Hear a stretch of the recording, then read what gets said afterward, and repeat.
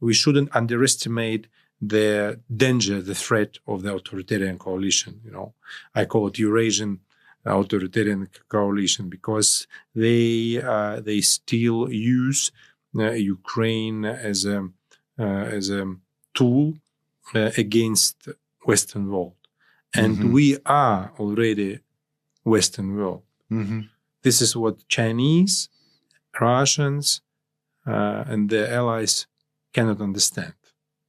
And this is I think, the biggest misunderstanding and the biggest mistake, that they attacking and try to destroy not already Ukraine as a part of the former Soviet system. We are already part of the Euro-Atlantic.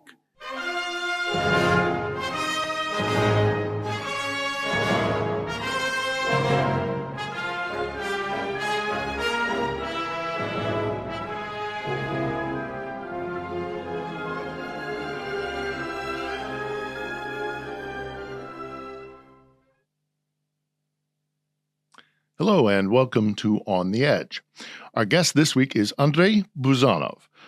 He is originally from Donetsk, and he has a lot of different areas of expertise and experiences. He's been a lawyer, an author, an advisor to the Foreign Affairs Committee of the Rada, the Parliament, as well as the Ministry of Foreign Affairs, and additionally, a number of other influential groups that are working on Ukraine's behalf. And he travels the world advocating for this country's interests. I hope you'll find this conversation informative and will help you understand what is happening.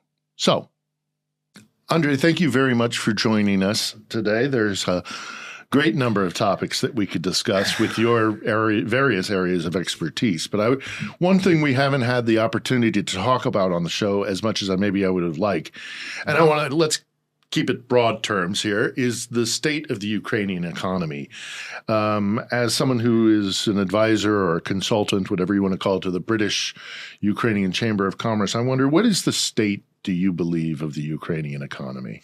Well, it's a complicated, actually, topic to talk about, because, that we can regard this and then analyze this topic from different perspectives. I see it from both sides, from practical point of view, because, as you mentioned, I'm a consultant and work in the field as a lawyer, and I see the dynamics of attitude of investors towards Ukraine, and also the Ukrainian business situation.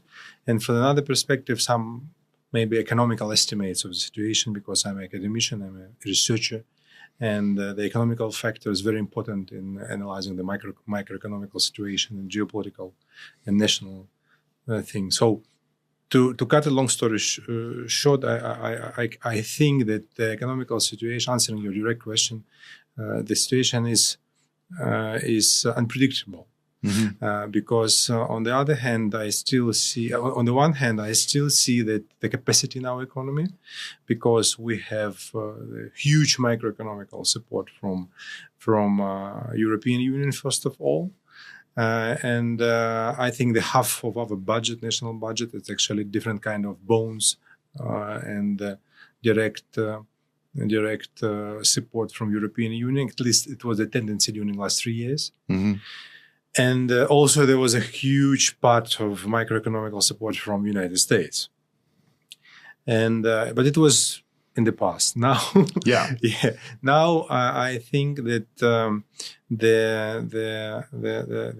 the future of our economy depends on first of all, European-Ukrainian relations, and we should strengthen our economical business community relations with European countries. If we speak about the practical point of view, I mean the energy sector, the trade sector. But we also should think strategically if we speak about the relations with United States and English-speaking world, and British community or English-speaking community, I would say, is Neil Ferguson always used English-speaking world in the sense of five eyes, the Great Britain, United States, Australia, and New Zealand. And I think the 100-year agreement with Great Britain is very important is a key to English-speaking world. We can start to use our free trade agreement. I think a few people know in Ukraine that it was adopted in 2020. Before full-scale invasion, we have free trade agreement with Great Britain. And as far as I know, Trump administration also encouraged the free trade agreement, at least the preparation of this agreement with Ukraine. And there was some news about it. So we strategically have good perspective. Also, regarding the subsoil deal, I'm very, very, very supportive of this deal. I think that it's a unique reflection of the, let's say, neo-realistic approach towards Ukrainian-American relation. I think strategically we are already part of the Euro-Atlantic economical community. So strategically, I see I can give you more facts in the sense of the strategy, but we are we are talking now here in July, in the summer of 2025, and we see the reality outside the window, the attacks of Russia against our infrastructure sector. We see the not good dynamics in demographics. A lot of people still try to go out of Ukraine. We see not good tendency in our tax system. We see not good tendency in the anti-corruption system. You know what I'm talking about. I see the politicization of some process. So the economical, there are a lot of factors which define complicated. I would say we are on the eve of default, using the economical terms. But default or other potential bankruptcy, it's not mean disaster. It's I think, challenge for us, for Ukrainians and for our allies, for our foreign friends who are in Ukraine as you are. But the complicated economical situation is not fault of Ukraine, it's fault of indirect consequences of Russian aggression. So one of the reasons why Russia tried to destabilize our economy, one of them, let's say, I will rephrase, one of the targets of Russia was destroying our economy, because it's part of the strategy of Russia to destroy Ukrainian state. Right.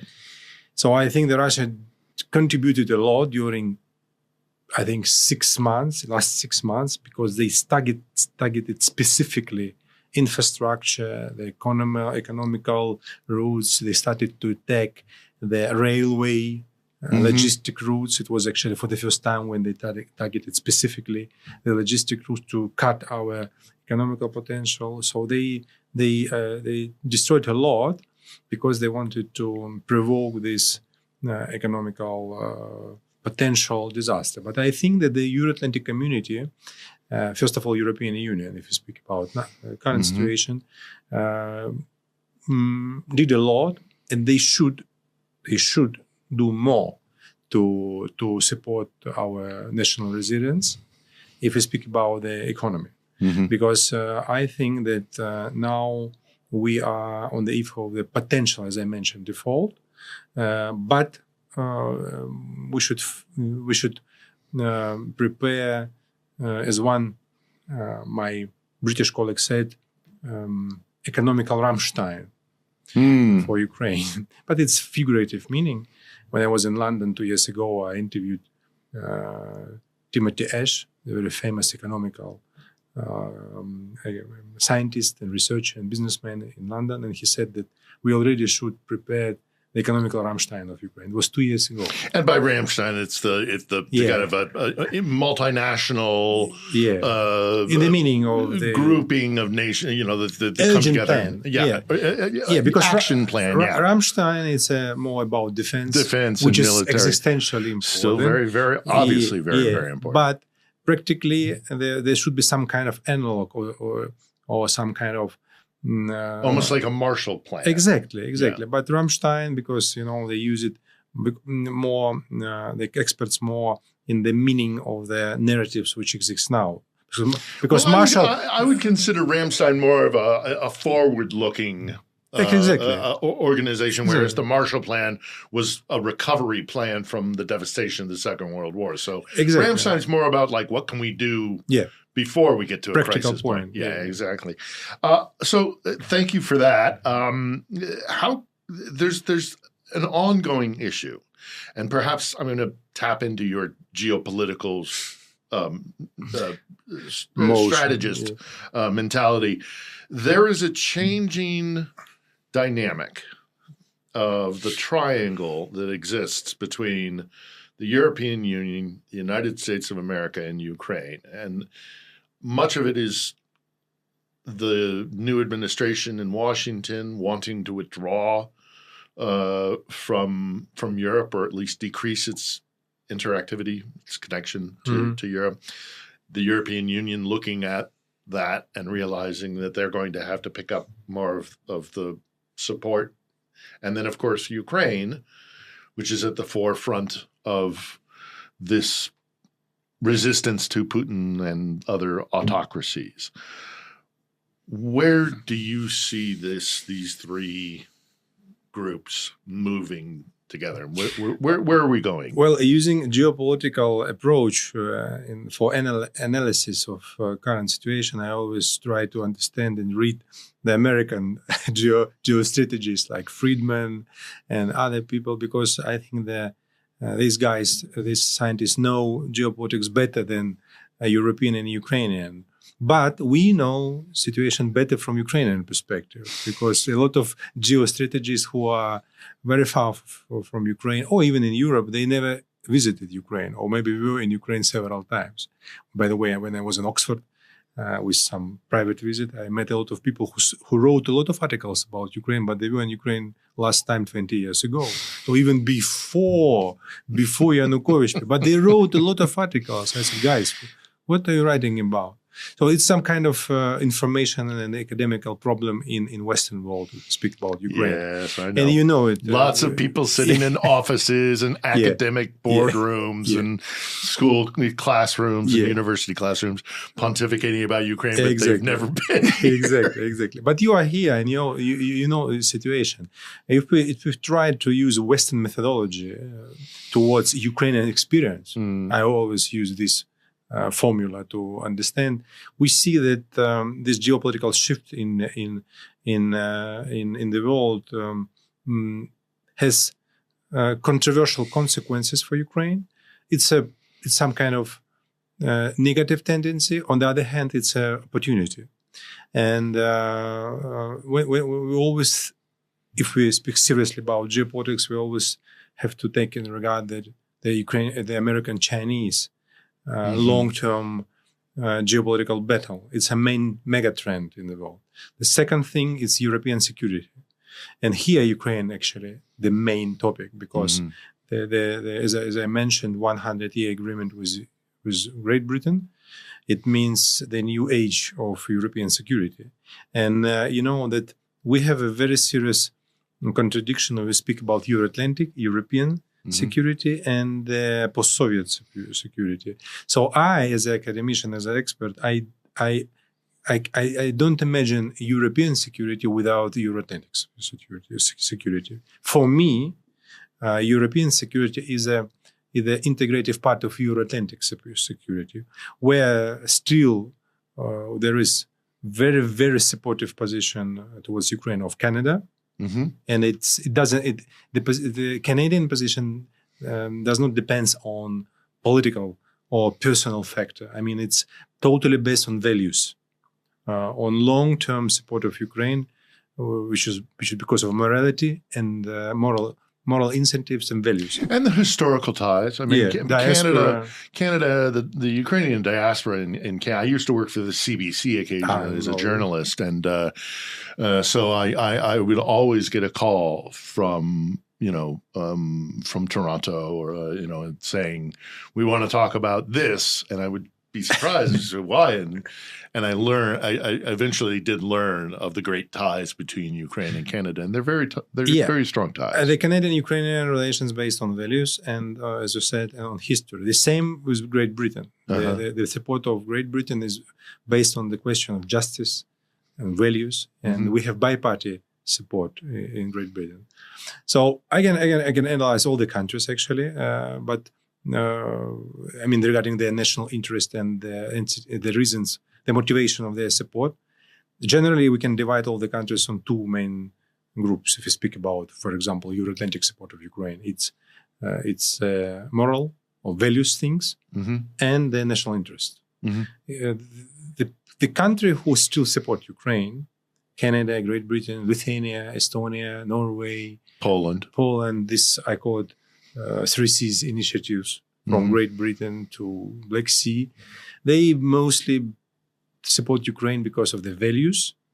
Lithuania, Estonia as former Soviet countries, Soviet republics, and because of security. This is Great Britain initiative. We speak about national interest. You know, I think it's Trump's United States classical example. So the paradox and the situation with the United States is controversial, but for people who know international relations, it's not a problem, because we still have support from the United States, but approach towards this support in the stage of changing. So the Democrats support Ukraine because of the values, because of democracy, because of neoliberal history, because Ukraine was the best example of the democratized country in the post-Soviet space. I would say, I think the only one example. To be honest, maybe the Baltics a little bit. No, except Baltics. You're right, because they are already integrated in the European. We speak about the post-Soviet space, and the Democrats from the Democratic Party of the United States was very supportive of the Euro modernization of Ukraine towards the Euro-Atlantic values and the democratic values. But to speak about Republicans and their foreign policy, strategy, and doctrine, they were all very pragmatic. And we see Trump, he did not change completely the approach toward Ukraine. He did not stop support of Ukraine. He did not say to other Americans, okay, Americans, get out from Ukraine. You should come back to California or to United States, and we should forget about Ukraine. No, he didn't say like this. But he tried to use the information field, the economical tools to influence not only on Ukraine, but also on Europe. Well, we just saw him in Scotland with Ursula von der Leyen there. You know, what a bizarre press conference that was. And they've apparently hashed out this economic plan, which will keep America and Europe connected, but with a little bit more of an advantageous posture for the United States. Yeah, exactly. And there is two factors, very important factors which important for us here in Kiev. This understanding, attempt to understand the relation of Trump towards European Union, the relations of Trump towards Great Britain, and the relations of Trump, this third factor, towards Ukraine. It's two different, all interconnected. Yeah, we can write a scientific article on three topics. Yes. And actually, Trump came to one of his historical homeland, his mother. That's right. By the way, I saw some of her interviews when she was alive, and she was really, really Scottish, classical Scottish. Even with accent, she was speaking with a classical Scottish accent. So Trump came to one of his historical homelands, and I always try to understand his communication with Starmer, with Great Britain. So it's also complicated because they still have problems with the trade. And they signed the transatlantic agreement, but with some not good tendencies for Great Britain. So Trump even used Great Britain as a tool, I would say, in his geopolitical strategy. The same situation with European Union. The facts which you mentioned, this is just examples of the historical process. So the relation of Trump, of United States, Trump's era, and the European Union are not formed now. So they are in the process. And the security factor, economical factor, energy factor, just the part of this process. Ukraine is a personal thing, I think, personal aspect, personal question for Trump, because we are not part of European Union, Ukraine, but we are going there, and Great Britain also not part of European Union. So we two wings, actually, the Great Britain and Ukraine, who are from different sides of European Union. And in this sense, we are very important, Ukraine and Great Britain, for deterrence, for deterrence of Russia. It's Russian expansion towards Europe. So I think for national security, for Trump's conception of America first, if we speak seriously about this conception, and for American perspectiveness, even within the new strategy of United States during the Trump era, Ukraine is still very important. And we have to understand it. But the approach is changing. So Trump doesn't want to use the question of values and other things. He used economical approach. Subsoil deal, I understand what does it mean. So he means he understands what does it mean. Let's attach Ukraine to the economical Euro-Atlantic community. And I think it was a very wise step to find such kind of compromise between two states. Well, and now even on the strategic level, we're looking at him, the Trump administration, wanting to be more transactional from whatever coffer, European Union or Ukraine itself, to buy the weapons from America. Yeah, it's a model which you used in the United States foreign policy after the Second World War many times, and I can give you the examples of Saudi Arabia, when the Saudis bought the weapon from the United States, but it doesn't mean that the United States should send troops defend Saudi Arabia. So it's pragmatic relations. And this model, quite acceptable. By the way, the Israeli model, very, very perspective for Ukraine. If you speak about the Middle East and some historical examples, I think that Ukraine in the future should follow the Israeli model in the sense that a lot of enemies around, and we can build good relations with one partner, for example, United States, but not to ignore the other partners in the region, because Israel had good relations with some Arabic countries. I mean, we should not ignore the interests of European Union, because in European Union there are a lot of allies. I think the total majority of European Union members are our allies, except some political groups. Yeah, well, who are beholden to Moscow. Yeah. One of the things that made many in the European Union express concern were these recent protests around the country where people took to the streets to express their anger about the new bill in the RADA, the anti-corruption bill. And we could talk about the intricacies of the bill if you want, but I wonder what you think it means that the European Union said to the Zelensky administration and to Kiev, this gives us concern. We know you want to be part of the EU. If you go down this road, it's going to make it more difficult. What do you think? Well, it's a very, very simple question and for understanding for the people who know the history of this question. I want to say, before answering your question, two important aspects. First, actually, the post-Soviet aspect, let's say, or process of transit democratization of transit period, as we call it in political science.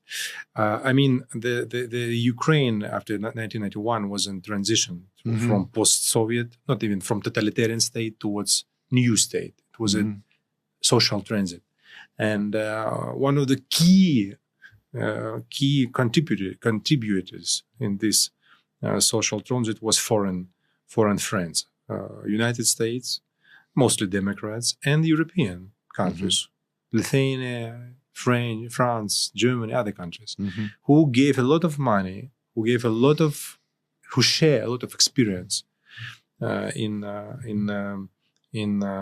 democratic building process.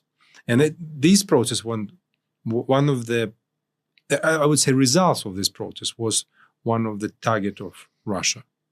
because the destroying of the transition period, let's say the democratization process of Ukraine, was one of the targets of Russia historically. Mm-hmm.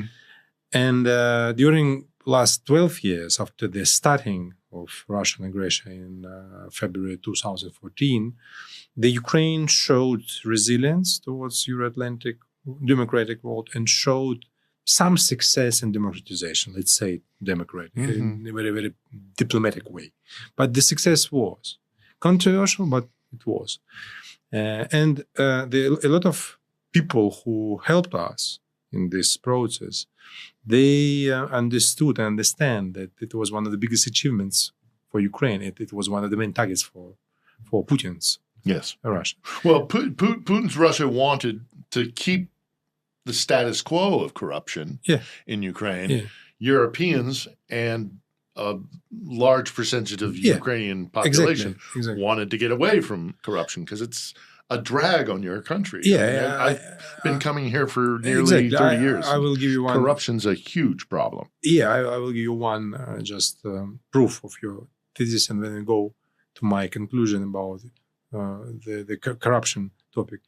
I remember in 2018, Ben Cardin, the senator, published a huge report about the corruption in post-Soviet countries. Still, you can, the people who will listen us, watch us, they can open this huge report analysis of the corruption in post-Soviet countries, including Ukraine. And he said that Senator Ben Cardin mentioned that the corruption process and the corruption as a phenomenon was one of the main tools of control by Russia the governments of a lot of people. So when we speak about Ukraine, one of the biggest achievements of the Euro-Atlantic integration, let's say, or integration of Ukraine into Euro-Atlantic community, I use community. This very important thing. Community in the sense of the common values, not just political thing, but values. And the ideals of the rule of law. Exactly. Democratic, anti-corruption system. So it was one of the main achievements. And when we see now this clashes inside our Ukrainian political system between NABU and other security borders, it was, I think, interpreted as a step against or regress on the path of democratization by some politicians in Europe and even in Ukraine, was by our civil society. So they perceived it as a step against rule of law. And I think I don't want to speak a lot about the political aspects of this thing because I think there are a lot of behind the scene. But if you speak about democratization, the anti-corruption bodies was created as a part of this democratic transition. And for the foreign investors, for the recovery process, and for the potential economical partners who now try to help us, this is actually was your main question about economic, because I think the foreign investors and our economical partners realize that this war may continue. So we should speak about the restoration or recovery plan within war period. That's why I gave you the example of Israel. Right. Yeah. Or also the Rammstein. Kind of. So that's why we need the investors in the military complex. If you speak about drone factories, we need the investors in the rehabilitation of soldiers. We need the investors to building the rehabilitation centers. We need the rehabilitation, economical support for adaptation of soldiers. We need the new program of the integration of the soldiers into the economical and the social life, as you have the same United States had after the Second World War and the Vietnam War. So we need a new conception of the economical model within potential continuation of war. And it depends totally on our foreign investors, foreign partners from Europe and from the United States, or maybe from South Korea or from Japan, because they are willing to help us. And I know I had a lot of and have a lot of contacts with the investors from the democratic, let's say, world. They're ready to start invest even now, but they want to see some kind of guarantees. That's why, answering your question, I think that this anti-corruption borders problem was a signal towards our foreign partners that something is wrong. That's why there was a huge reaction, and we saw it in the information from different. Well, this is another aspect of it and it's so great that you have so many different areas of expertise, because I think it's also important to discuss that this was used by Russia and those who are what is often referred to as a useful idiot of Moscow to say, aha, you see, Zelensky is a dictator. Ukraine is not a democracy, and these people have taken to the streets to fight against the tyranny of Zelensky. I didn't get that impression at all here in Kiev. I know people were angry, but I don't think it was Zelensky is becoming a dictator. He's going to be Putin. He's going to turn Kiev into the Kremlin. Phil, we are already in Europe. But the propaganda war was full scale. We are already in Euro-Atlantic community. Mm-hmm. This is what I try to explain from the scientific expert point of view. In my personal circle, when I speak with my friends, even Ukrainians, and which I try to share with people through the media, social media and the national media, and also which I try to share with business partners. It's complicated to explain, to be honest, because the people still use these things like, we are not a member of European Union, we are not a member of NATO, we are not a member of, it means that we are not a member of nothing. But I said, no, wait, you see a lot of people here from Europe, from United States. They are here not just because somebody called them and said, okay, Phil, you should go to Kiev and live there 3 years. It's a result of the perception of Ukraine as a democratic country, or at least a country who wants to be democratized, and that a result of perception, Ukraine is a country from the European civilization, not from other types of civilization. And I think this clash of civilizations, which we see now, it's not just a question of the values; it's a question of the systems, democratic or authoritarian. Yes, I think this is actually the point of this clash of civilization. Well, if you look at Russia's national emblem of the double-headed eagle, one head looks east and one head looks west.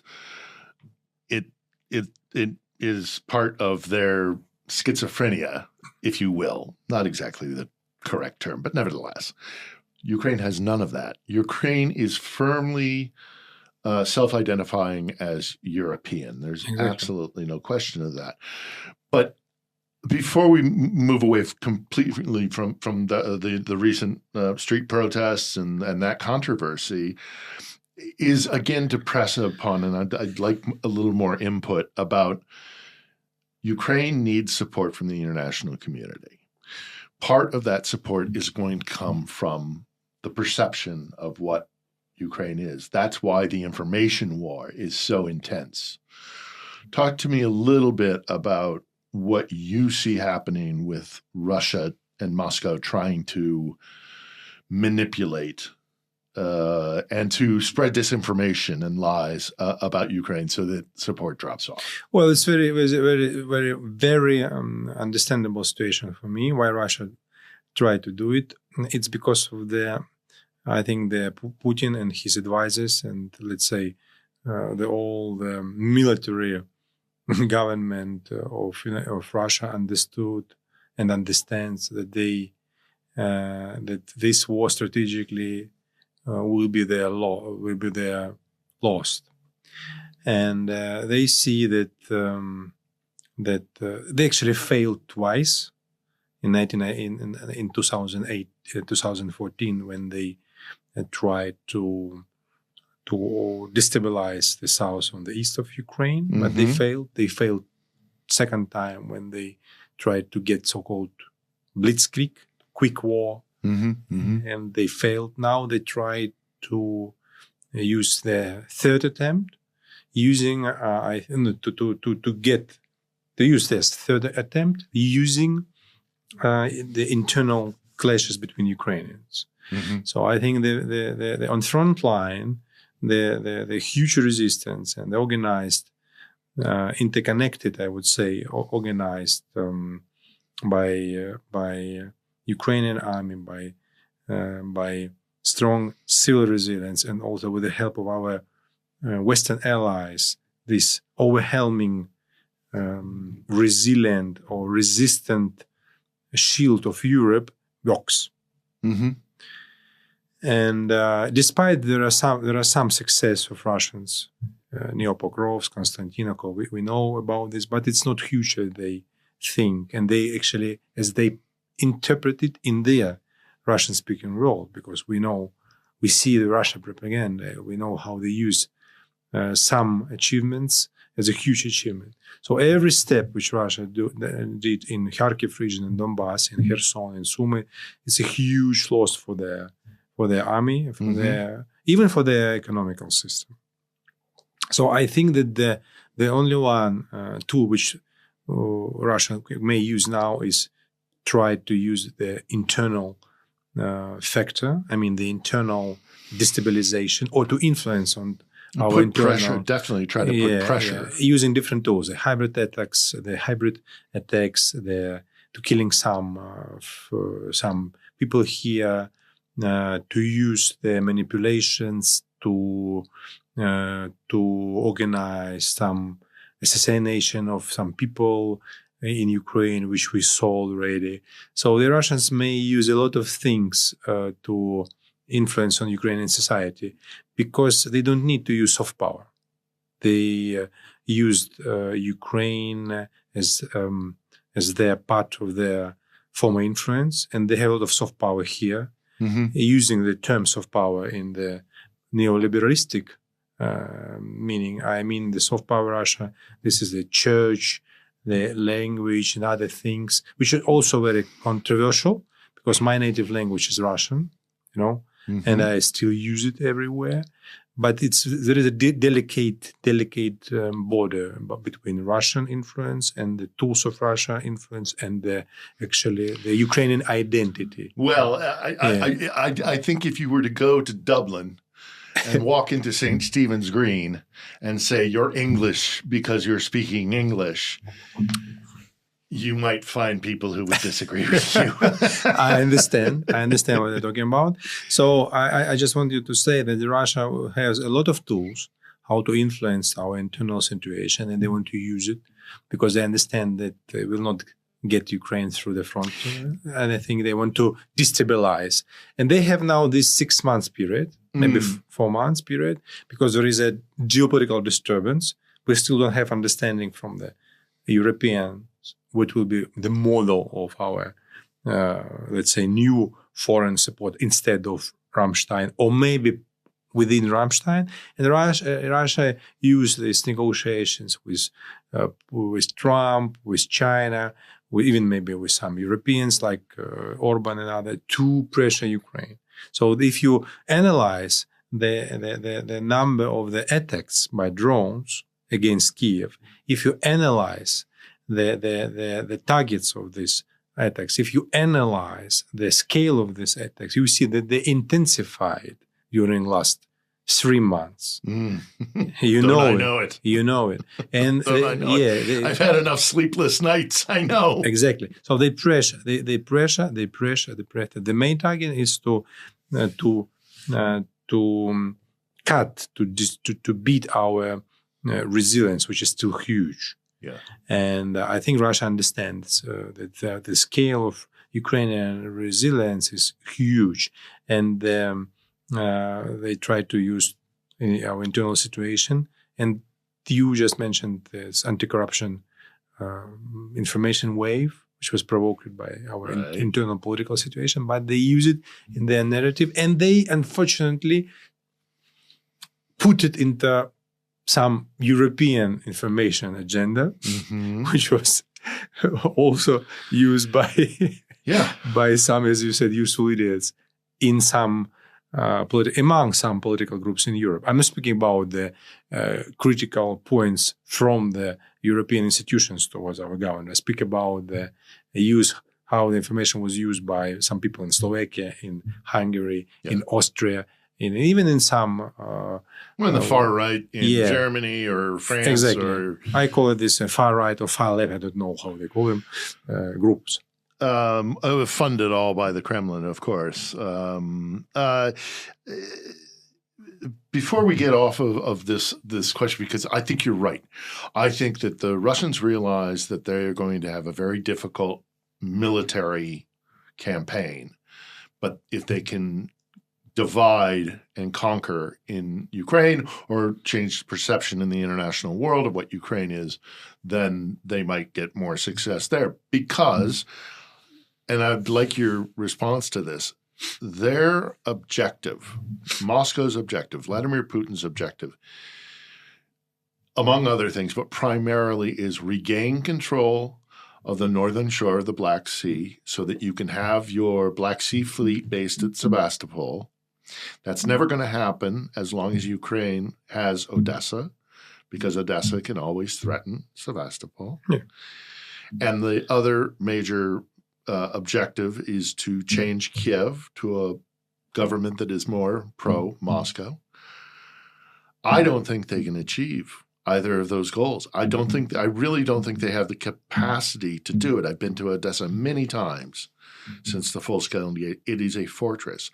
There are cities lined out through Donetsk, Kramatorsk, Kupiansk, these, God forbid, Kharkiv, that will cost them countless more casualties. They struggle to get Chasiv Yar. Yeah. How are they going to take Kramatorsk? Kramatorsk is a fortress.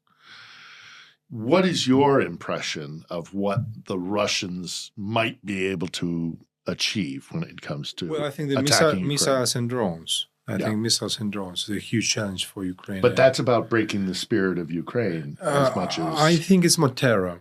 It's Yeah. more terror. It's one of the tools that they try to use the frontline situations. They try to show our achievements in the front line as for their propaganda, and also for their allies as a huge achievement. And also they use the terror, the terror not only against the Kyiv, but look how they broaden the geography of their attacks. Well, we've done a number of episodes about Kherson. Lutsk, Kirovograd. They try to use the human safari in Kherson is all about terror. Yeah. The problem of your question is that unfortunately there is a very clear geopolitical dimension in this conflict. I'm not speaking about these things like United States, Russia, geopolitical game. It's okay, but if we speak about other things which are more practical for the front line, we can see that when our troops had a very huge success in 2022 in the counteroffensive, and in 2023, on the eve of our offensive or during our offensive in Kherson, in Kharkiv, the other countries always helped Russia. So, there were a lot of critics about why Americans or other countries did not give us more weapons. Yes, maybe to some extent it was right, justified critics, but during the most successful operations which we had in the counteroffensive, always came the countries who helped to Russia. If you speak about, for example, 2022, when we had very successful counteroffensive in Kherson and in Kharkiv, the Iran helped Russians. They gave them drones, missiles, and Russia won time. When we had a very good, I think it was all very preventive strike. We made preventive strike in Kursk, very successful. Then North Korea came, who is ally of China. When the Russians prepared their full-scale invasion, Belarus helped them in preparing, because they gave them their soil, their entrance. Yeah. Now we see that China is very active in supporting economically, let's say, Russia. So these allies, or not allies, it's like satellites of Russia. Coalition, yeah, of authoritarian countries. They help always Russia during the critical, let's say, points. And this is a balance of power. So when Russia hit us, Rammstein appeared with a huge support. Because Rammstein is it's not only about United States. The Rammstein financial support from United States was only half. The other half was from other countries. It's not only Europe, because now South Korea, Japan, Australia, and New Zealand also members of Rammstein. So the Taiwanese have great interest. Yeah, we call it Pacific part. So we see that the support of Ukraine is global, but the support of Russia also is global. If we speak about the authoritarian regimes, so we don't know who will be the next if they will be in the list of the countries who will support Russia. Or we don't know now so far what will be the future, but the nearest model. And I think we don't have a lot of time, to be honest. The nearest future, the new updated model, I don't know how to say it correctly, but you understand the meaning. If you speak about the new model of support of Ukraine. So what is, I see the features, I see the positive sides, the subsoil deal with United States, the 100-year agreement with with Great Britain. I see the 28 agreement on security cooperation with European and NATO countries. I see the G7 support. I see that huge humanitarian support on the level of usually on the level of the human relations. I see a lot of support from Pacific countries like Japan and South Korea. So I don't see that somebody will abandon Ukraine, because we are already part of European Atlantic support. But we shouldn't underestimate the danger, the threat of the authoritarian coalition. I call it Eurasian authoritarian coalition, because they still use Ukraine as a tool against Western world, and we are already Western world. This is what Chinese, Russians, and their allies cannot understand, and this is I think, the biggest misunderstanding and the biggest mistake, that they attacking and try to destroy not already Ukraine as a part of the former Soviet system. We are already part of the Euro-Atlantic. Do you think the Europeans understand that as well? In Europe, it's another topic for discussion. In Europe, I think we have already a clear support, long-term support from Great Britain, from Scandinavian countries, Sweden, Finland. But do they understand that Ukraine is no longer part of the former Soviet Union? They 100, because I think that the readiness to create some kind of new model new security model with Ukraine, it's already a reflection of their readiness. But we talk with you only about some countries of European Union. Well, again, there are a couple of fissures there that have been, influenced by Kremlin money. Yeah, I hope that or power broker. Yeah, and we already saw the shift. Good indicators in changing of the security policy of Europe. Remember that 4 years ago, Finland and Sweden, they didn't want to be members of NATO, but 2 months after the full-scale invasion, they mobilized all their political strengths, and then they initiated a referendum, and the society said, yes, Sweden and Finland want to be the member of European Union. Not a member of NATO. A member of NATO, yeah. 3 days ago, there is a new information from Austria, that Austria want to be a member of NATO. So I think there is a shift in security. What I find difficult sometimes trying to explain to my audience is that, when we talk about Moscow getting more powerful, and if Moscow is successful in Ukraine, I don't think it's going to be successful in Ukraine. But hypothetically, let's say that Russia succeeds whatever success means in Ukraine. They don't have to, if they are successful in Ukraine, they don't have to roll tanks down the Champs-Élysées. They don't have to have battleships, pull up in Northampton Dock in the UK. It is the undue influence that they will be able to exert on Europe by threat. Well, there are two different dimensions of this war in the sense of security for Europe and for Ukraine. For Ukraine, it's existential war. Mm-hmm. So the question of be or not to be, using the William Shakespeare thing. If we speak about Europe, it's a challenge. When I was in Cambridge, I made an interview with Brendan Sims. He's a very famous British geopolitical thinker, head of the Center of Geopolitics in Cambridge University, and asked him the same question. What does it mean, this war for Europe? He said, it's a challenge. It's very, very, very deep meaning of this world, but I understand it now, 3 years later, after my interview with him. I understand that it's challenge. And challenge, it means for everything, values and security. And I think that the loss of Ukraine, and I think the majority of European elites and the people understand that the potential loss of Ukraine, victory of Russia, in any kind of sense, because we did not touch today the question, what does it mean loss? What does it mean victory? Yeah, well, this is another thing. Yeah, but we'll have to have you back. Thank you. In all kind of aspects or meanings of these words, the loss of Ukraine would bring Russia towards the borders to European Union, which means serious security problems, and it will persuade the other countries like Turkey, like Baltic countries, Asian countries, African countries, South American countries, to become more closer to Russia. So it will change significantly the balance of powers. And it will create a new challenge, very dangerous, existential challenge for Western world. Yeah. And I think the majority of elites and the people, ordinary people, already understand it in Europe, first of all.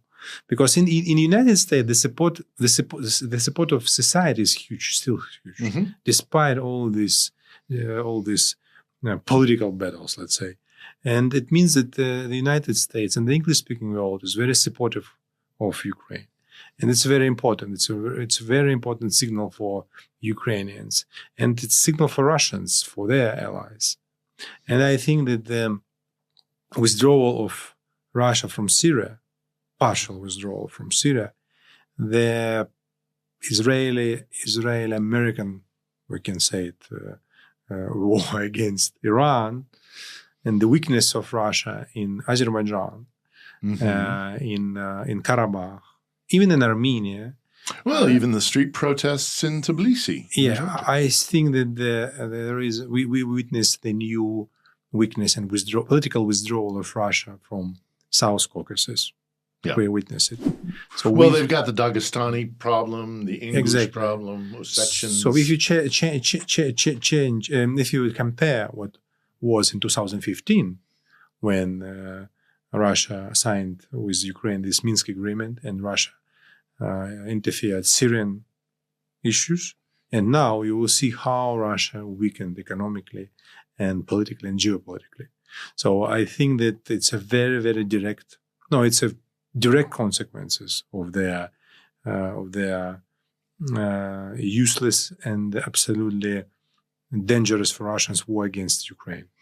How bad do you think it is for Russia? I mean, there's always this talk of like, oh, Russia's going to be on economic collapse next week, or, Putin is going to be chucked out of a window by people who are upset with him, or how bad do you think it is for Russia on the other side of the equation? Well, the problem is that we don't know what will be with Russia after Putin. And the people who know Russian civilization, Russian state system, the Eurasian civilization knows that they know that I know Russian history very good. That the future of Russia, all forms of Russian state system, always were unpredictable. Yeah. and we don't know what will be during the Putin era. The next years, and what will be after Putin. It's a new challenge for West. But what I know for sure, that Ukraine will not be part of the Russian influence, despite who will be. No. In You're Russia. always going to have to be neighbors, though, unfortunately. Well, it's a question of the same situation with Israel and Arab countries. Well, there you go. Yeah. You know. I mean, I don't think he's. I mean, if Russian history is any indication, I mean, this is the most disastrous failure of a Russian leader since. I mean, I think it's even worse than Afghanistan. No, I'll go further back. I think it's even worse than Nicholas in the Russo-Japanese War or the involvement in the First World War. They have lost Ukraine. Mm-hmm. They are not going to get Ukraine back. Mm-hmm. And as Lenin said, Ukraine is the cornerstone of Russian empire. There will be no Soviet empire, no Soviet Union without a Soviet Ukraine. I mean, he knew. So I think this is absolutely disastrous. I don't want to take up too much more of your time. It's been very gracious of you to give as much as you already have. So let me ask you two quick questions. One is kind of just out of what we call left field. How important is Ukraine's relationship with what is called the Global South? Well, it's a battlefield between the United States and China. And I think that Global South is represented now by BRICS, which is not correctly. No. I think the BRICS is just a part of the organization which represent Global South, but another part of Global South is countries like India, who took the democratic model from West. And I think the Ukraine has a huge potential in developing relations with countries who are members of South. If we speak about the same democratic models, using the theory of democratic models, like, for example, we can develop very good and quick and successful relations with India, with South Africa. Mm-hmm. Well, and I've heard it said any country that has a larger neighbor that would take a Russian victory here as clearance to then I'm bigger, so I get to take you. If you're someone in the Global South who has a aggressive or potentially aggressive bigger neighbor, I think you don't want the precedent started. I think we should follow the strategy of our allies in the Global South. Look how the Americans, the Brits, operate there, Europe operates there, and we have very good models, examples, which we can use for our foreign policy. And you know that our president visited South Africa. Mm-hmm. They signed some potential good agreements. Our president visited already a lot of countries which are members of Global South. So I do believe. And he had a meeting with Modi several times at the side of a couple of different conferences. Modi, and I do believe that we have huge potential in economical sector, which is important, with Global South, because a lot of Global South, they rivals of China, and China is still our main trade partner. In import, we have still China, and I think that the next decade in the geopolitics will be decade of the geopolitical battle between Western world and the let's say authoritarian system of the Eurasian. So it means that the logistics and economical routes will change, and we should very quickly change our economical business future model with this trend, and we should use the opportunity now to strengthen our economic relations with European countries and also with English-speaking world, because I think the potential is huge in trade with English-speaking world. Let's say with Five Eyes, despite all the distance, but we have very good potential, and we should use it. You use Black Sea. You use other routes. We have very good relations now with Romania. Despite some problems with Poland, with Slovakia and Hungary, we have good relations with Romania. And I do believe that using this theory of allies between small countries, we We can organize good relations with Lithuania, with Baltic countries. A new Polish-Lithuanian Commonwealth? Oh, I think without Great Britain, without Scandinavian countries, it's complicated to get something new. Yeah. Well, last question then, and it's maybe we border on the philosophical here, but where do you see Ukraine on the global stage after this war? What would you like to see? What do you think is possible? Whether it's geopolitics or the global marketplace, what is this country called Ukraine going to be after this war? Well, Ukraine already is global trend, and Ukraine is not just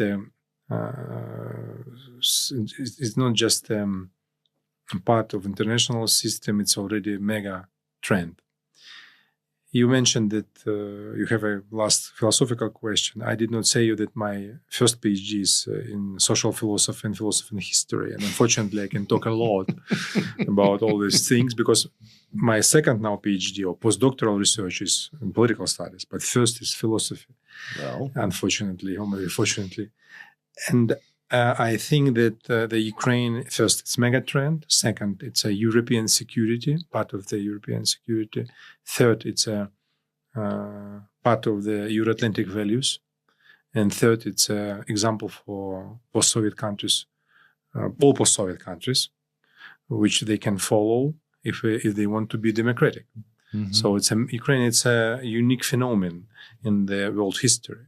And I cannot compare our situation with another examples after the Second World War. A lot of people try to understand the situation, but it's complicated to get the same examples. I think we have unique situation here. What I think very serious challenge for Ukrainians is not, we shouldn't underestimate the Eurasian aspect. I mean, we shouldn't underestimate the threat from Moscow and their allies, and we shouldn't overestimate a level of support from West. We should be very realistic, and I think the realism in this war taught Ukrainians to be more realistic in the situation, and it's actually very serious. So we witness new political, I would say, and political nation building in Ukraine. This is what I see. And this is a brand for international relations. Ukraine is a global brand and example. Well, I'm sure you're too far polite to say what I will say as an American, and that is, as our democracy comes under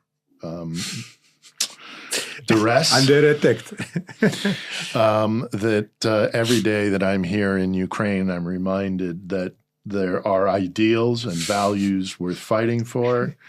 And I think that Ukraine has been despite some very serious difficulties, as a certain 13 colony, as they tried to unify into a country and forge a future with these ideals, that Ukraine has been a shining example, and I am privileged to be here. Thank you. It has been a great period in my life to stand side by side with the people of Ukraine. So thank you very much for coming and speaking to us. I hope that my audience finds it advantageous and informative. If there's anything else you would like to say before we go? I just want to say that thank you for your support. And thanks for your audience, for your support. I, as a journalist with 11 years experience, and even more than 11 years experience, I can say that you and your audience, you are very important for us, because you try to promote the right narratives to the Western audience, to English-speaking world. You try to build real bridges. And I personally, I don't understand Western civilization. Despite I know language, I know a lot of languages, foreign languages, including the French language, German, but I don't understand Western civilization. I try to, let's say, adjust some, but I don't understand it. I think we are in transition period. So Western civilization, and I think it's very important that you try to build these roots between civil society, media society, business society. This is the basement for future political decisions, not in contrary. We should build this basement if you speak about the real values and real integration. Well, it's not going to be easy, but I have every faith that you'll make it there eventually. And so that's why we're not going anywhere. And we're going to push back against Moscow's disinformation and with the help of people like you. Thank you. Andrey Buzarov, thank you very much for coming and being on The Edge this week. It was a great conversation. Thank you.